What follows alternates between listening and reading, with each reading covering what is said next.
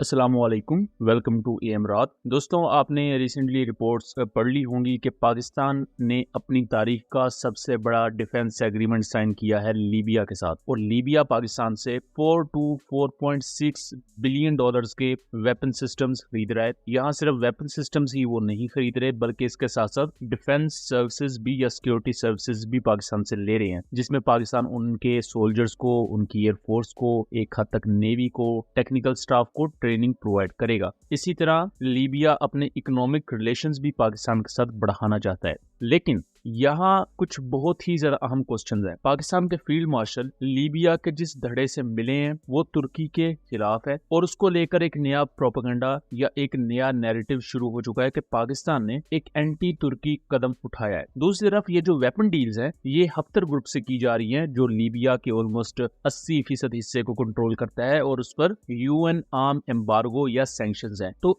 ऐसे तमाम सिचुएशन में पाकिस्तान किस तरह इस डिफेंस डील को पूरा करेगा, और तुर्की का इसमें क्या स्टेक है, तुर्की को किस तरह पाकिस्तान सेटिस्फाई करेगा, ये तमाम वो अहम चीजें हैं जिनको हम डिटेल से आज के वीडियो में डिस्कस करेंगे। सो वीडियो को बिल्कुल भी स्किप ना कीजिएगा। सबसे पहले मैं आपको ये बता दूं कि पाकिस्तान के फील्ड मार्शल आसिम मुनीर वो दिसंबर 2025 में लीबिया के दौरे पर गए, और उन्हें गार्ड ऑफ ऑनर दिया गया, और स्टेट गेस्ट के तौर पर उनको बहुत ही बेहतर तरीके से वेलकम किया गया। यहाँ पाकिस्तान के फील्ड मार्शल ने एक बहुत जबरदस्त स्पीच भी की, जिसमें वाजे किया कि पाकिस्तान ने किस तरह इंडिया के S-330, राफेल्स, S-400 तमाम जो टॉप लाइन इक्विपमेंट था उसको डिस्ट्रॉय किया, और पाकिस्तान लीबिया की मदद करना चाहता है, इकोनॉमिकली भी, सिक्योरिटी वाइज भी, और किसी भी कॉन्टेक्स्ट में अगर लीबिया को पाकिस्तान की मदद चाहिए तो पाकिस्तान हाजिर है। Your heart is the fear. The moment you throw out the fear, then you can do any wonder in this world that you want to. And Alhamdulillah, Pakistan learned this lesson long ago. So that is why we said that we will do anything possible, but we will have our own technology. In our just recent war with India, and we have shown our technology to the world. Alhamdulillah, our Air Force using that technology, and that is 90% of the indigenous technology of Pakistan.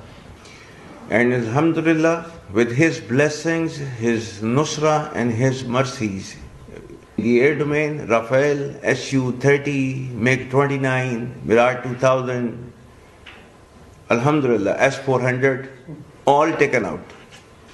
And as I said last night also to my brother Saddam, that every piece of equipment and technology which is there with Pakistan is available for our brothers. Yeah, in terms of any assistance that you need from Pakistan, that will be available at your doorsteps, inshallah. And this relationship is not new.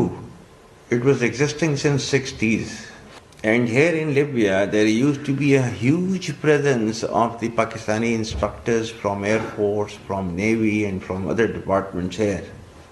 And we will take our relationship back to that level where it used to be. And in the other domains that my brother mentioned about, in the domain of the mines and the minerals, etc., and the construction, all this, we will encourage the Pakistani companies to come and invest in Libya and undertake joint ventures with you. And I'm very hopeful that under the leadership of Field Marshal Haftar and brother Saddam, Libya is going to touch those heights of the glory which it used to be in the past, and it's going to happen very soon. But as a brother, this is my humble advice to you, that please make your armed forces as strong as possible, because armed forces, they guarantee the existence of countries. I'm very, very positive in this, very confident. Libya is a land of lion of desert, Umr al-Mukhtar.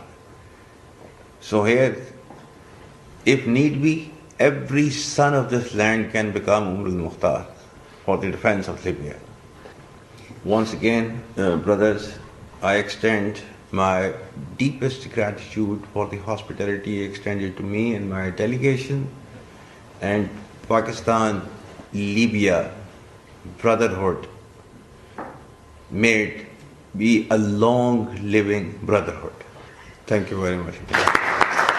Libya के साथ अच्छे relation कायम करना it means कि Africa में आपका imprint ज्यादा strong हो रहा है। इससे पहले नाइजीरिया ने पाकिस्तान से मिलिट्री इक्विपमेंट खरीदा और अपने हमसाया मुल्क में उठने वाली एक जंग को उन्होंने अपने F-17 एयरक्राफ्ट का इस्तेमाल करते हुए सप्रेस कर दिया और उस जंग को खत्म करने में अहम किरदार अदा किया पाकिस्तानी और चाइनीज मेड वेपन्स ने। उसके बाद लीबिया भी अब उन्हीं वेपन सिस्टम्स में इंटरेस्टेड है। ये जो $4.6 बिलियन की डील है, इसको राइटर्स ने रिपोर्ट किया है हाई रैंक पाकिस्तानी ऑफिशियल्स को साइड करते हुए, लेकिन पाकिस्तानी डिफेंस मिनिस्ट्री और पाकिस्तान की मिनिस्ट्री ऑफ फॉरेन अफेयर्स इनकी तरफ से अभी कोई कमेंट नहीं किया गया। दूसरा अहम चीज ये है कि इस डिफेंस डील में 16 के करीब F-17 थंडर ब्लॉक 3 एयरक्राफ्ट होंगे, सुपर मुशाक एडवांस ट्रेनर एयरक्राफ्ट होंगे, हैदर टैंक्स होंगे जो कि VT-4 टैंक का एक TOT वेरिएंट है, plus Pakistan ordnance factory, air weapon complex और ग्रिड्स के मुख्तलिफ वेपन सिस्टम जिनमें इवन ड्रोन्स आते हैं, air to ground munition, artillery shells etcetera. ये तमाम चीजें तो होगी डिफेंस डील को लेकर। अब आप एक और इशू समझे लीबिया का। लीबिया कहने को एक मुल्क है, लेकिन एक मुल्क दो हिस्सों में टूट चुका है। पहला धड़ा जो ये आप बड़ा हिस्सा देख रहे हैं, ये GNS गवर्नमेंट है जिसे हफ्तर ग्रुप कहा जाता है। इसको लीड करते हैं लीबिया के जनरल हफ्तर और इस ग्रुप को GNS यानी कि गवर्नमेंट ऑफ नेशनल स्टेबिलिटी कहा जाता है। कदाफी के बाद बेसिकली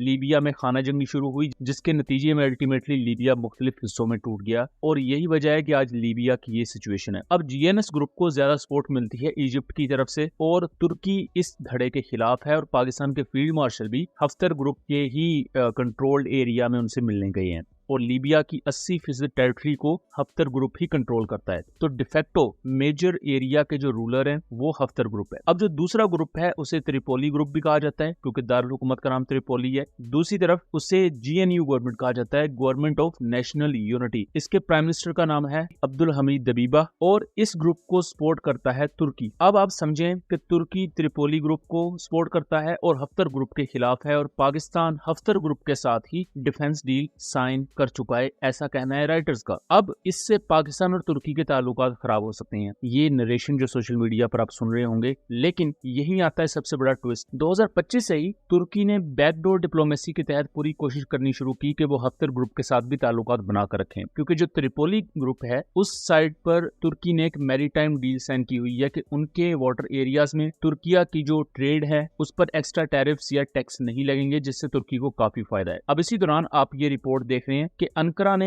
हफ्तर ग्रुप के साथ भी अपने ताल्लुकात बेहतर करने शुरू कर दिए हैं, क्योंकि हफ्तर ग्रुप ही बेसिकली जो ज्यादा समुद्री एरिया है लीबिया का उसको कंट्रोल करता है। तो तुर्की अब उनसे भी ताल्लुकात बढ़ा रहा है और ये रिपोर्ट लिखी है साइट्रिका सेनी फेसनोटी ने, जो कि एक वेल नोन वेस्टर्न जर्नलिस्ट है। इसमें बेसिकली उन्होंने इस चीज को भी वाजे किया है कि 2025 नवंबर से दिसंबर के दरमियान तुर्की, इटली और कुछ दूसरे कंट्रीज ने लीबिया में रिकंसिलिएशन की कोशिशें तेज कर दी हैं। अब उन एक्स्ट्रा कुछ कंट्रीज में पाकिस्तान भी आता है। यही वजह है कि पाकिस्तान के फील्ड मार्शल हफ्तर ग्रुप यानी कि लीबिया में गए हुए थे और वहां उन्हें हर किस्म की सपोर्ट अफर्म की गई है कि आपको डिफेंस की डोमेन में सपोर्ट चाहिए, इवन ट्रेड वाइज आपको सपोर्ट चाहिए कि पाकिस्तान टैरिफ फ्री आपके साथ ट्रेड करे, पाकिस्तान वो भी आपके साथ करेगा। अगर आप चाहते हैं कि आपके इंटरनल मामला हल किए जाएं, मतलब कि जो दो धड़े हैं उनकी आपस में सुलह करवाई जाए, पाकिस्तान वो भी करवाएगा। तो यही वजह है कि इवन अब तुर्की भी हफ्तर ग्रुप के साथ बैकडोर डिप्लोमेसी के तहत राब्ते बहाल कर रहा है और ये जो तमाम पार्टीज हैं यानी कि पाकिस्तान, तुर्की, हफ्तर ग्रुप, देन GNS की गवर्नमेंट, ये आपस में इस वक्त